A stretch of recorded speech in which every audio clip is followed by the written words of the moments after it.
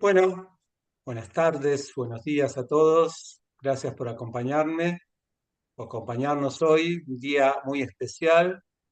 Es un honor darle la bienvenida a esta charla junto al profesor Chitrak, Martín Chara. Ya lo conocemos, ya estuvo aquí invitado en este canal. Hablamos de filosofía de una manera estupenda. Esta vez vamos a explorar un tema fascinante y en muchos casos sorprendente: la relación entre la ciencia, la fe y la filosofía. Cuando pensamos en la ciencia es común imaginar un mundo dominado por el empirismo y el escepticismo, un ámbito donde los hechos y las pruebas son los reyes indiscutibles, ¿no? Pero esta visión ha llevado a muchos a creer que todos los científicos son ateos, firmemente asentados en una cosmovisión materialista. Sin embargo, esta es una simplificación que no captura la riqueza y la diversidad de pensamientos que existe entre los científicos, especialmente de las ciencias duras. Hoy nos adentraremos en la vida y obra de científicos destacados, que no solo han hecho grandes contribuciones a su campo, sino que también han encontrado en la filosofía y la espiritualidad fuentes importantes de inspiración y guía. Vamos a explorar algunas citas y cómo estos hombres y mujeres de ciencia han integrado su profundo respeto por la evidencia empírica con una apreciación igualmente profunda por las preguntas filosóficas y existenciales que definen nuestra humanidad. Así que los invito a abrir sus mentes y corazones mientras exploramos cómo la ciencia y la filosofía, lejos de ser adversarias, pueden ser aliadas poderosas en nuestra búsqueda por la verdad y el entendimiento. Allá vamos. Entonces, ¿qué tal, Chitrak? ¿Cómo estás, Martín, Chara? Bueno, Pram, te agradezco mucho por la invitación, nuevamente acá estar en tu casa, en tu canal. Tuvimos ya unos encuentros previos sobre filosofía oriental y occidental. Realmente a mí me estimularon mucho a pensar, a encontrar puentes, a hacer conexiones, a ampliar las lecturas. Y realmente hiciste preguntas muy, muy interesantes y eso desembocó a que hoy, este lunes de junio, nos encontremos nuevamente en tu canal para explorar esta cuestión de la filosofía y la ciencia. Así que muchísimas gracias por la invitación y muy buena también la introducción. Bueno, gracias. Primero quiero, porque me contaste algunas cosas de lo que estás haciendo y me gustaría que los que nos están escuchando también sepan acerca de todas las actividades lindas que estás promoviendo, trabajando. Vos estás de profesor ahora o de investigador en una de las universidades de Buenos Aires, ¿no? Bien, hace más de 21 años que estoy ejerciendo la docencia, soy profesor en filosofía, hice también la licenciatura en filosofía y como muchos profesores dentro de mi ámbito, me muevo laboralmente en distintos niveles educativos. Por un lado, doy clases hace muchísimos años en las escuelas secundarias, en el área de filosofía, y también doy clases en el nivel terciario, específicamente en la carrera de filosofía, en la que ya hace muchísimo tiempo concursé diferentes cátedras y me encuentro al frente de las mismas. También muchas veces dentro del ámbito del nivel superior estoy participando en seminarios, en encuentros, específicamente sobre filosofía oriental, porque si bien tengo una formación específica y a nivel académico en filosofía occidental, por otro lado, como vos bien sabés y charlamos en encuentros previos, estoy muy ligado a la tradición de la filosofía oriental y básicamente a la práctica espiritual del Vaishnavismo, y en ese sentido me estoy moviendo en dos frentes. Si bien mis clases en el sistema académico a nivel provincial es centrado en la filosofía occidental, muchas veces también surgió la invitación para diferentes seminarios de filosofía oriental dentro del ámbito de la carrera de filosofía. Estuve también invitado un par de años por la Embajada de India para la Semana Internacional del Yoga, en la cual di charlas introductorias sobre el estudio del Bhagavad Gita tal como es, que es un clásico filosófico y religioso de India. Tengo algunas actividades también de servicio respecto de ISCOM Buenos Aires en cuanto a la invitación a oradores para dar clases de domingo y también las clases en la plataforma virtual, de las clases en vivo de ISCOM Buenos Aires. Estoy siendo invitado también por diferentes yatras de Argentina, por ejemplo, Perú, y algunos otros países también para dar charlas acerca del Bhagavad Gita. Me estuve presentando en algunos congresos, con algunas ponencias sobre el tema. Hace poco la Sociedad de Escritores en Entre Ríos publicó uno de mis papers, una de mis ponencias, en un libro, que es una compilación que salió como consecuencia de ese congreso. También fui invitado en un tiempo por el Bhaktivedanta College. Estuve como investigador dentro de un proyecto de educación de líderes. Y lo último en lo que estuve incursionando fue en la institución ISKCON Bhagavata Mahavidyalaya. Fui invitado como profesor para un conjunto de clases de un curso de introducción al estudio también del Bhagavad Gita tal como es. Bueno, eso es un poco la síntesis, Ese de India, digamos. ¿no? Ese último.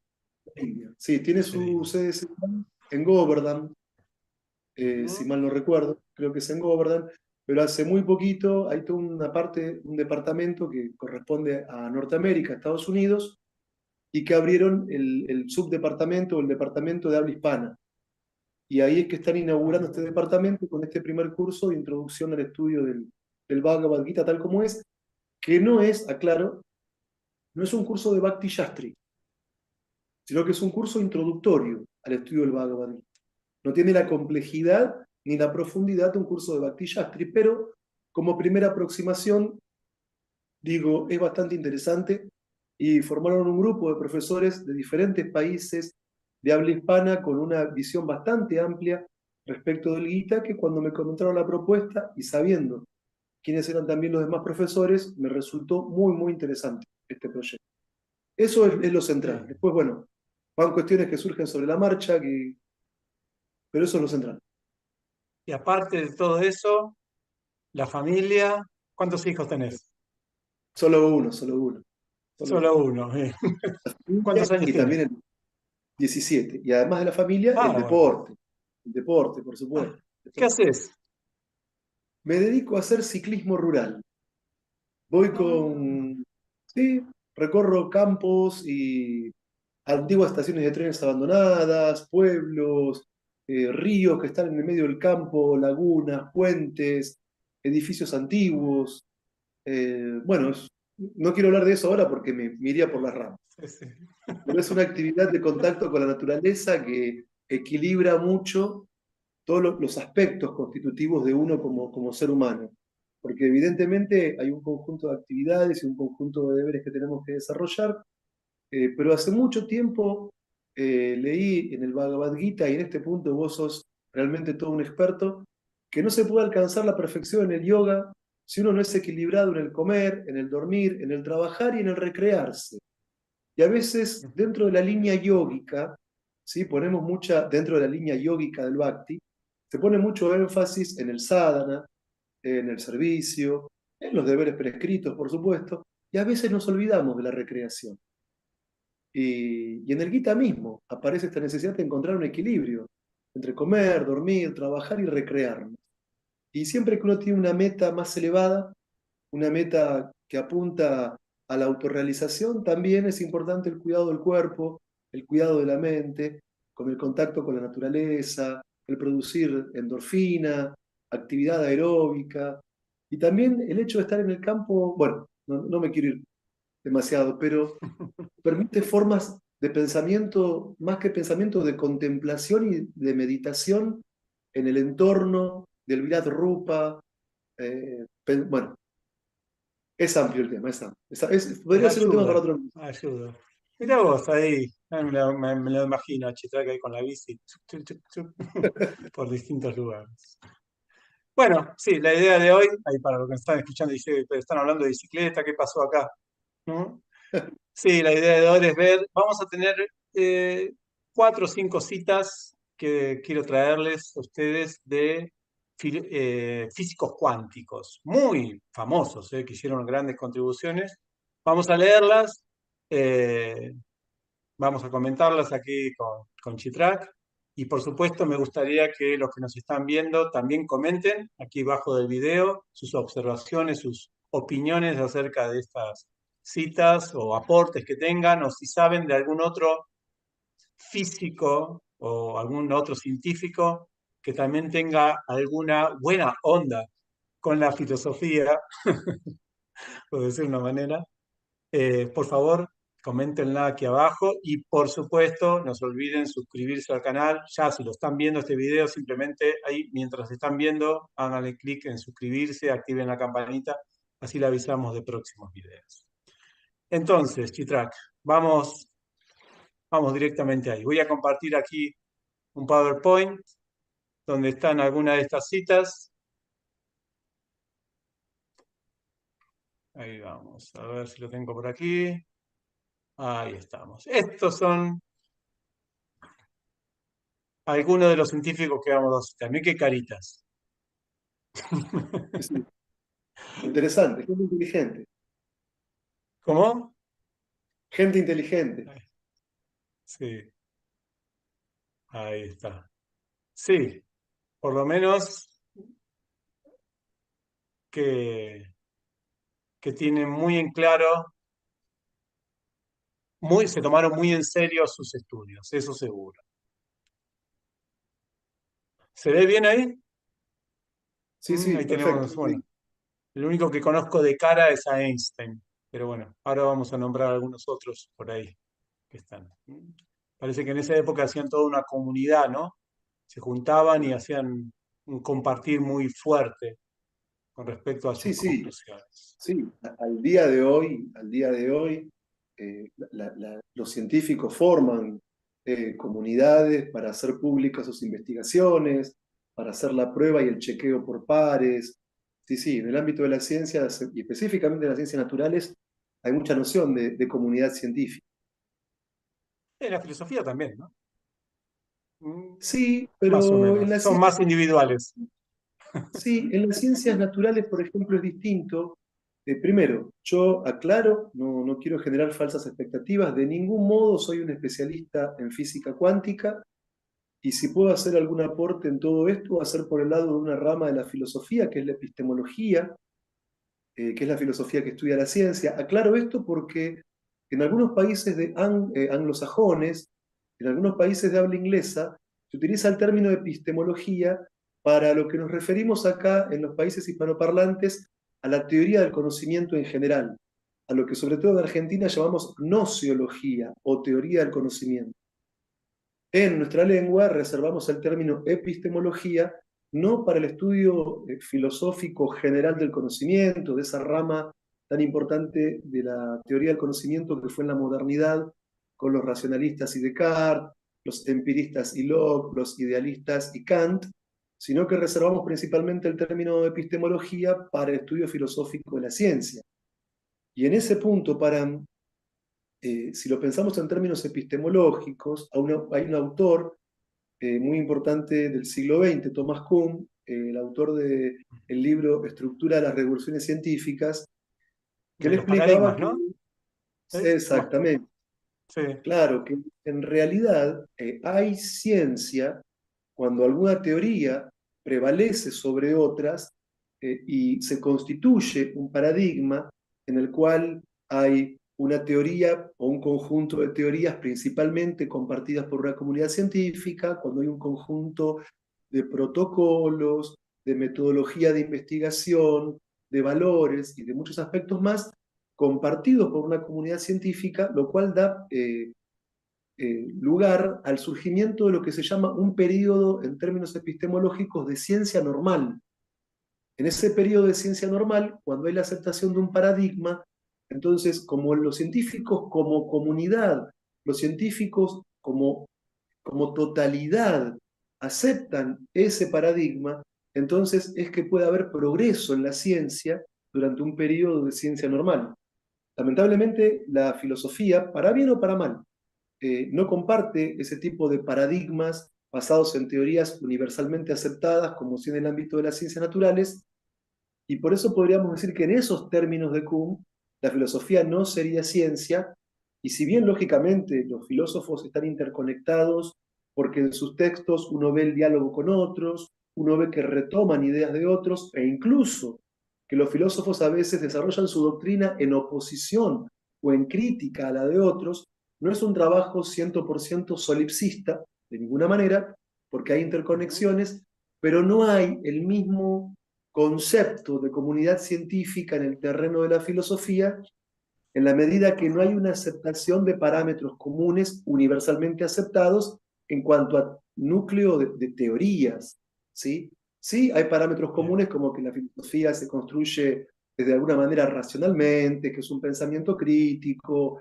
que es diferente de un saber dogmático. En esos puntos sí hay acuerdos básicos, Ujú. pero teorías universalmente aceptadas que den lugar a que los filósofos trabajen en comunidad, desarrollando esa teoría y teniendo como en el ámbito de la ciencia un poder explicativo predictivo. La filosofía no apunta a eso, tiene otros objetivos, y si bien hay una comunidad filosófica, no hay un trabajo comunitario tan marcado porque no hay aceptación de paradigmas en el sentido epistemológico que sí, por ejemplo, puede darse en el terreno de las ciencias naturales y específicamente en los diversos campos de la física.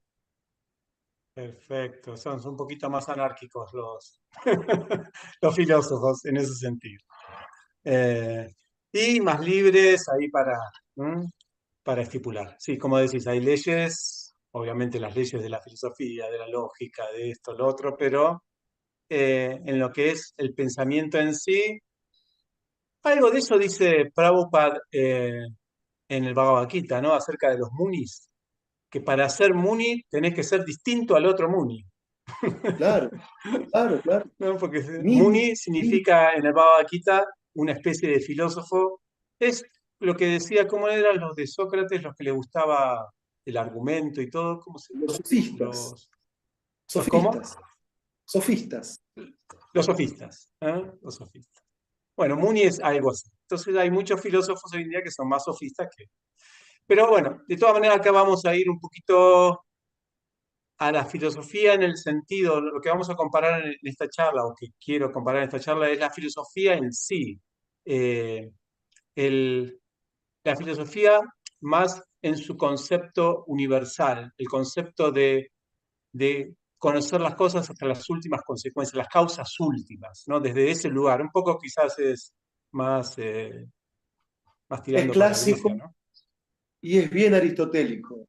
Sí, viene de Filosofía, Aristóteles. Bueno, filosofía entendida como metafísica, un saber científico diferente al saber común que estudia las causas más profundas y que por lo tanto es un saber de lo universal y necesario. Ese tipo de definición ya tiene más de 2300, 400 años. vamos con esa. Ah, no pasó de moda.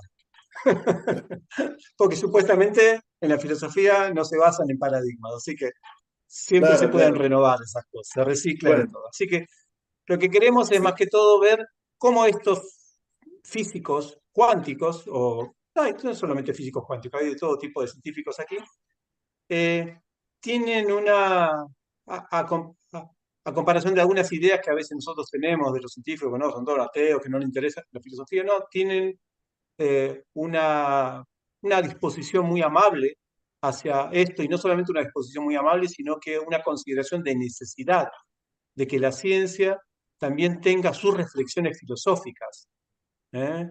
Para, acompañadas las dos, puedan hacer un resultado mucho mejor para la humanidad. Eso es un poco, ¿no? Así que vamos a leer algunas ciencias, así vamos a escuchar a ellos un poquito y ahora los comentamos. ¿Bien? Vamos a ver qué tenemos aquí. El primero, Heisenberg, Werner Heisenberg. ¿Mm? Eh, nosotros, como dijimos, no somos expertos en las historias de cada uno de estos físicos, pero podemos ahora leer lo que ellos opinan acerca de la filosofía. Y dice lo siguiente. Esto es con respecto a la perspectiva metafísica que debería regir la ciencia.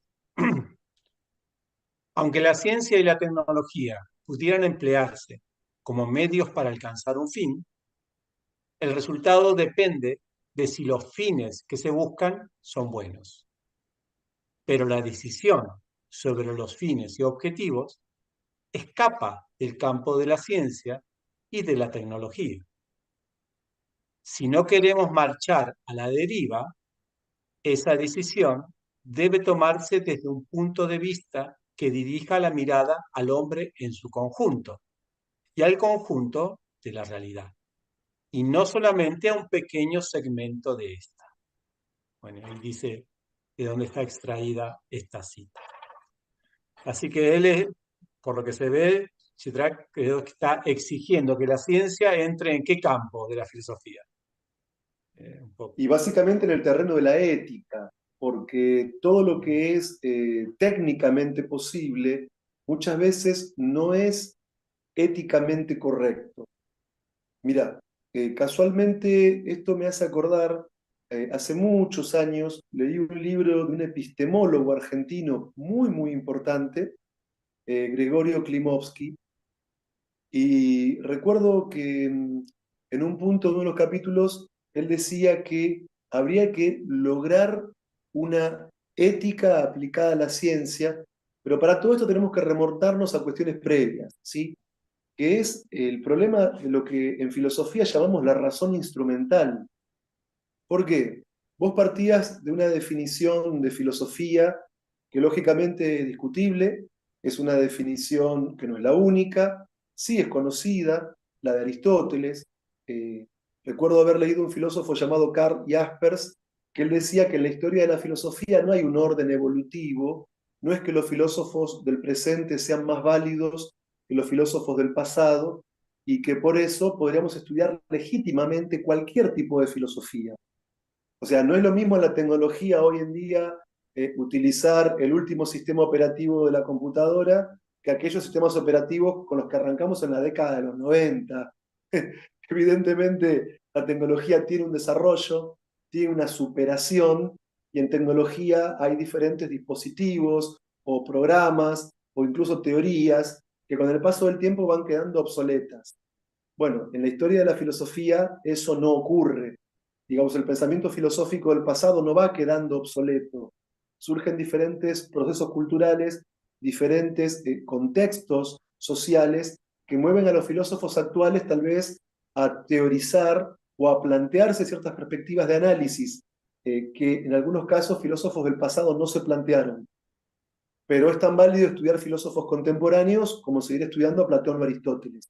Volviendo a este punto, para llegar a la cuestión de Heisenberg, los filósofos griegos, ya que vos sabrías con Aristóteles, ellos pensaban que los seres humanos nos diferenciamos de los animales por el logos, por la razón.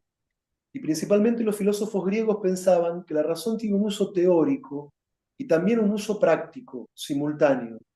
Es decir, cuando el ser humano quiere conocer en profundidad, conoce teorizando, crea conceptos, unifica racionalmente esos conceptos dentro del marco de una teoría, y por eso, como vos sabrías el tema con filósofos como Aristóteles, ellos escribían sobre lo que hoy llamaríamos filosofía, pero también escribían sobre cuestiones relacionadas también a las ciencias. Pero además, esa teorización para los filósofos clásicos no debía quedar en una pura especulación mental, sino que también la razón tenía un uso teórico que era volver al ser humano virtuoso, porque el ser humano no es un individuo aislado, sino para los clásicos un animal social. El ser humano se realiza en conjunto de otros seres humanos. El ser humano es un zoon politikon, un animal social. Lo que busca la polis, lo que busca la comunidad política, lo que busca la constitución política de una comunidad es un fin ético, que es el bien común. Y no es que para que alcancemos el bien común dejamos que la gente se críe como quiera hasta a la mayoría de edad, y en la mayoría de edad le bajamos información sobre ciertas reglas que debería cumplir de manera artificial, sino que la razón nos distingue de los animales, la razón nos permite conocer teorizando, pero a su vez la razón nos permite, mediante la educación, en el contexto de la vida ciudadana, alcanzar la virtud. La virtud entendida como término medio entre dos extremos determinados por la razón en la medida de uno mismo, tal como lo haría el hombre prudente. El evitar el exceso, el encontrar el equilibrio, implicaría eso en el terreno de las virtudes morales, según Aristóteles. Por hablar de él, porque es el autor que vos mencionaste, y muchísimo más. Siempre los grandes filósofos tuvieron una relación entre una forma de teorizar y un tipo de vida óptima que se logra mediante la ética o mediante la moral, como la llaman algunos filósofos. La filosofía reclama al ser humano por entero en su pensamiento, pero también en su acción, en buscar ennoblecer el carácter. Y esto mismo ocurre en el Bhagavad Gita tal como es. En un momento me puse a hacer un cálculo matemático, la cantidad de shlokas de los capítulos, y muchísimos capítulos son virtudes que enumera Krishna ante Arjuna, que debe tener un trascendentalista, pero cuantitativamente hablando y matemáticamente hablando. No solamente que es un tema de la filosofía occidental, el teorizar y el practicar la virtud o algún tipo de vida moral que ennoblezca la vida, sino que también es una cuestión de la propia filosofía oriental y en el propio Gita, y en eso sos toda una autoridad de toda la comunidad de habla hispana, porque has formado generaciones de estudiantes y que actualmente son profesores. Y vos sabés mucho mejor que nosotros todo eso. Pero volviendo al tema, en la modernidad hubo una disociación, hubo una separación entre la filosofía y la ciencia, al menos una separación discursiva, una separación formal.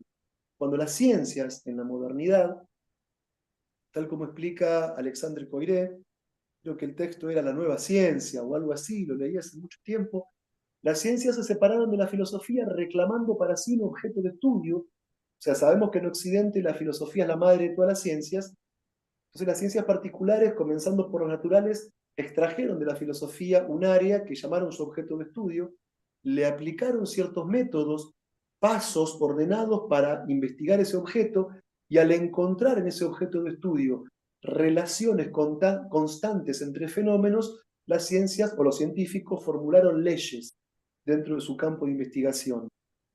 La ciencia con esto se separó de la filosofía, logró mucho progreso, mucho avance, pero también nos encontramos con la problemática que tenemos que dar todo este rodeo para llegar a lo que plantea Heisenberg, que es la problemática de la razón instrumental, de que la razón se separa de esa praxis virtuosa que pensaban los griegos, que la racionalidad tecnocientífica se va separando de la práctica de la virtud al modo aristotélico, o del cumplimiento del deber al modo kantiano, o de algún tipo de postulado moral. ¿Por qué?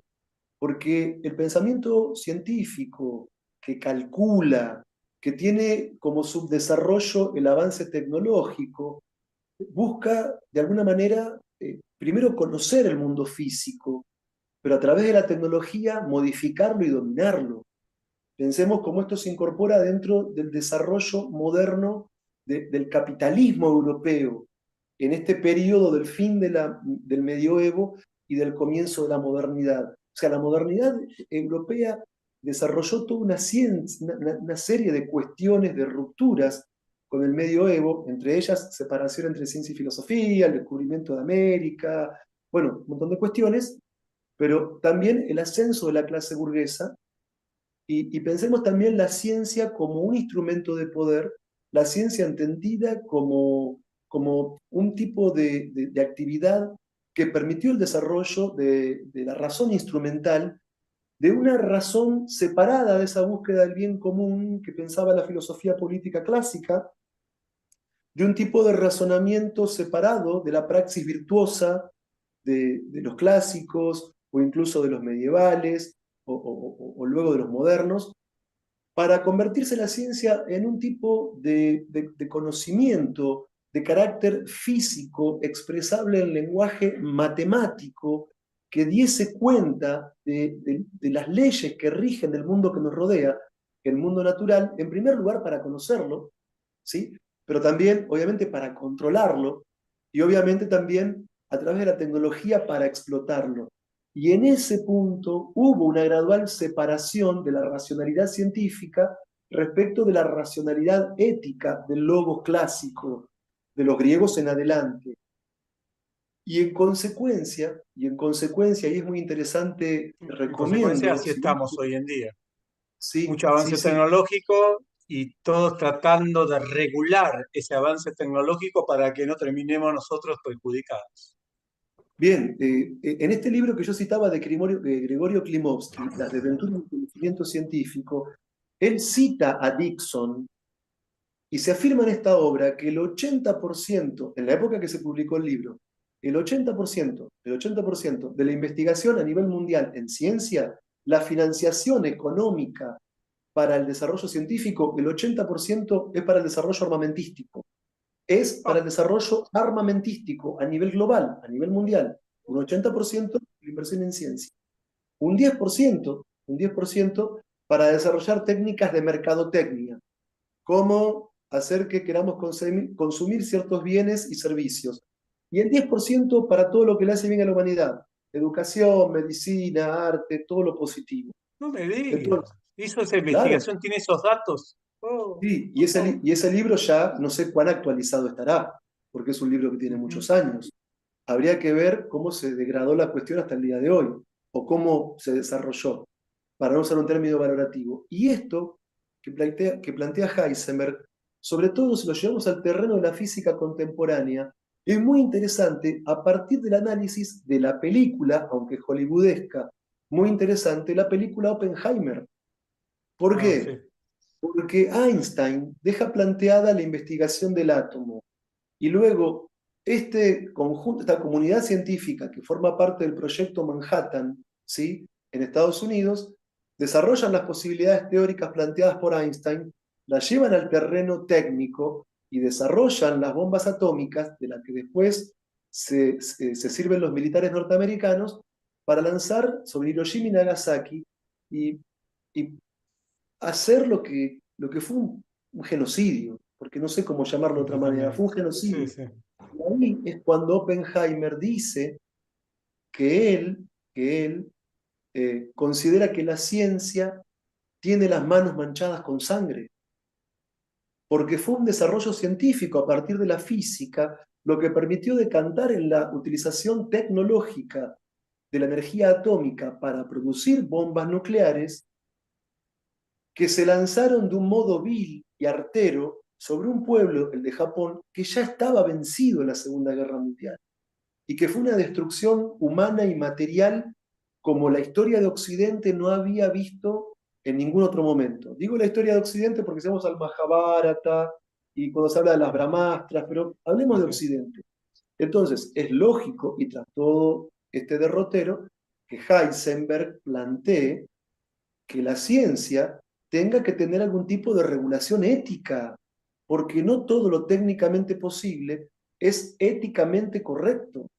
Y además, así como podemos aprender al día de hoy de Aristóteles, al estudiar la antigua filosofía de la India, hablamos del Rig Veda, Samaveda, Yajurveda, Atharva Veda, los Puranas, los Upanishads, el Mahabharata, pero cuando uno estudia el contexto de la cultura védica, también la antigua cultura védica tenía un conjunto de ciencias, como enumera, por ejemplo, René Guénon en su libro Introducción General al Estudio de las Doctrinas Hindúes.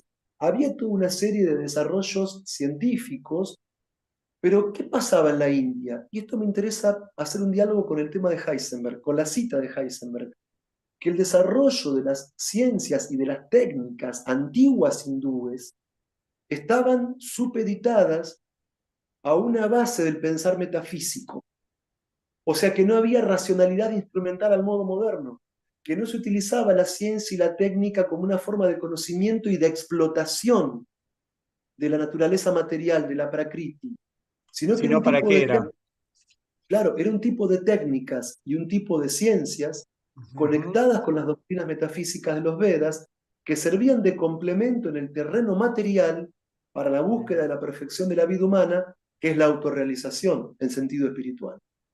O sea que Entonces, ellos utilizaban la tecnología, no el 80% para la capacidad armamentística, sino quizás para la salud y la educación. Porque Sí, en y sobre realidad es, o sea, más que regular la ciencia, tendrían que hacer al revés, el 80% de todos los avances científicos, cómo mejorar la educación, por ejemplo, o la salud. Y dejar, quizá, bueno, porque a veces es un hecho de que puede haber una necesidad armamentística para la seguridad o lo que sea, sí, pero el asunto de que sea al revés denota ya una indiferencia completa a la mejora del mundo. ¿Me explico? Es como claro. no es ensuciarse las manos con sangre, es el 80% del cuerpo con sangre, claro, Es tener la esencia misma ya ensangrentada. claro. Porque, Claro, pero lo que porque pasa, aparte, algunos se jactan, yo escuché esto, porque el argumento ese de Nagasaki, Hiroshima, bueno, tiraron la bomba, pero bueno, terminó la guerra, ¿no? Bueno, ¿no? Entonces, miren qué bueno que, bueno, gracias a la ciencia, si no la guerra hubiera continuado y no sabíamos. Hay argumentos, ¿no? Como sí, justificar moralmente un acto tan tremendo. Pero aún así, están, yo digo, están trabajando científicamente reactivamente, no proactivamente. Porque no hace falta, si vos querés un mundo sin guerra, no hace falta hacer más armas. claro. Trabajar en la educación, en cómo se puede tecnologizar, digamos, el desarrollo de virtudes en la gente, ¿no? Y naturalmente vas a tener una sociedad donde no hay guerra y no va a hacer falta nada de eso. Es como hacían antes, por ejemplo, hace bueno, miles de años antes, lo que se ve, las tecnologías que usaban, lo que vos nombraste, ¿no? En la época védica, las personas tenían un tipo de tecnología sutil y esa tecnología solamente la usaban para el mejoramiento de la sociedad, exclusivamente para eso. Y cuando alguno lo utilizaba, algún ritual o algo así con poderes, para algo no un poco perverso, ya estaban todos los demás arriba de ese para aniquilarlo, ¿no? Claro, como la historia en el Bhagavatam del rey Vena, que Claro, los brahmanas, viendo que se había totalmente desvinculado de un propósito superior de la vida, que es la autorrealización, bueno, en términos un tanto eufemísticos, los brahmanas lo derrocan, porque se había un poco desviado de exactamente. los fines culturales. Lo derrocan, pero Exactamente.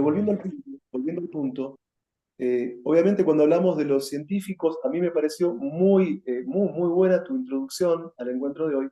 Cuando hablamos de los científicos, no todos tienen la misma mentalidad. Hay gente muy comprometida con el desarrollo de medicamentos para enfermedades, hay gente muy comprometida con el desarrollo de difusión tecnológica para llegar a más públicos en el ámbito de la educación. Tomamos como punto de referencia ese 80% del que hablaba Klimovsky, que invierten en investigación de aparatos militares. Claro, Pero claro. por supuesto que hay científicos que son súper nobles, súper virtuosos, que tenemos que aprender mucho de ellos, ¿sí? Pero que ¿Vamos con otro? lamentablemente, ¿Con otra sí, cita? sí, pero quiero Sí. generar una reflexión sobre esto, pero A quiero ver, generar una reflexión.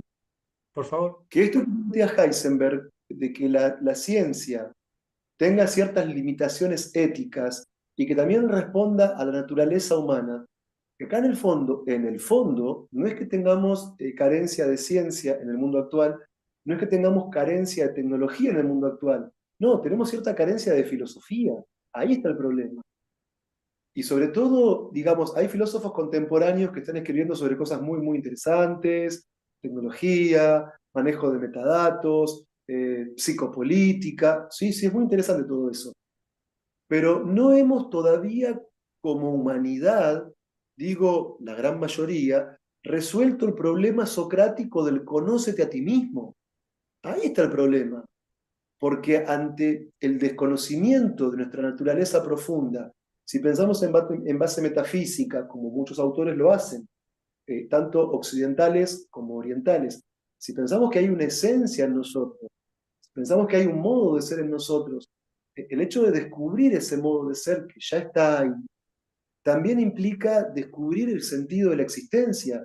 Y eso nos llevaría a hacer un uso lógico, cuando digo lógico, en relación con nuestra identidad profunda y con un sentido mucho más noble y trascendente de la existencia, nos llevaría a hacer un uso correcto y lógico y coherente de la ciencia, de la tecnología, de la economía, de la política, de la educación, de las relaciones sociales, de los medios masivos de comunicación y de todo lo demás.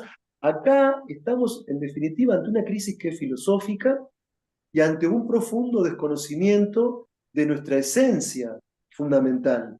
Y luego, lógicamente, construimos sobre la base errónea del desconocimiento de nuestra identidad, por lo menos de una identidad para algunas escuelas filosóficas que así lo sostienen, y como te digo en mi caso, me apoyo en el Gaudía Vaishnavismo, y cuando la idea de la identidad no está clara, bueno, todo lo que vamos sumando después, como si fuese un gran cálculo matemático, el resultado al final nos da erróneo, porque hay un error de base, y ahí está el error de base de nuestra civilización, el desconocimiento de nuestra propia naturaleza interna.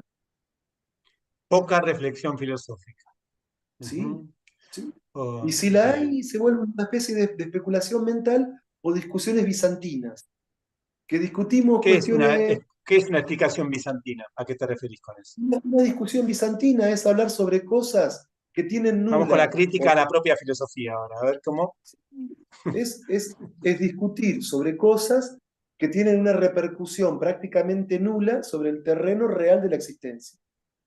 Ah, Discutir sobre cuestiones totalmente intrascendentes. a ver, ¿alguno? Nombra alguno. No, no, no, no. Te vas a- Pero ¿qué sería, por ejemplo? ¿Qué temas serían? No, no autores. ¿Qué temas serían? No, no sé, cuestiones que no tengan que ver con el conocimiento profundo del yo y cuestiones que no tengan que ver con el sentido de la existencia. Eh, Porque yo lo que porque veo que a veces sí tienen impacto las propuestas filosóficas, o al menos de los que se dicen filósofos, por ejemplo, contemporáneos o algo así. De alguna manera tienen un impacto después social, moral, ¿no? Qué sé sí, yo, un sí, Foucault, sí, sí. Uno va a ver, por ejemplo, que ante ciertas reformas o teorías en el ámbito de la educación, se citan filósofos para legitimarlas. A veces, por ejemplo, también hay jueces en casos muy complejos que en sus fallos citan filósofos para legitimar su postura. Bueno, de hecho también hay un libro que no es muy actual en este momento, de un filósofo argentino llamado Víctor Masú. El libro se titula La flecha del tiempo y lo leí hace mucho tiempo, no recuerdo los detalles concretos, pero sí la idea general, que él explica las conexiones, pero esenciales, que hay en la física contemporánea entre teorías científicas, doctrinas metafísicas, filosóficas y también ideas del orden religioso.